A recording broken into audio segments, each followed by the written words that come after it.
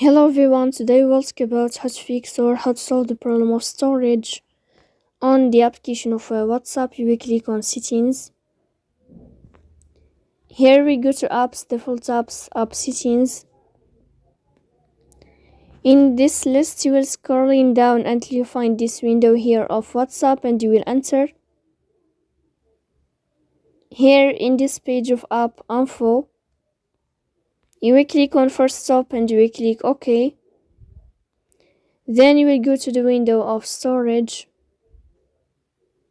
Here we click on clear cache. Then you will go to Play Store. As you see, and you will click. After that, here you will go to this sign. You will search about the application of WhatsApp. And then here, as you see, you can uninstall your app and you can install it again to fix that problem. So please don't forget to support us by like and subscribe. See you next time.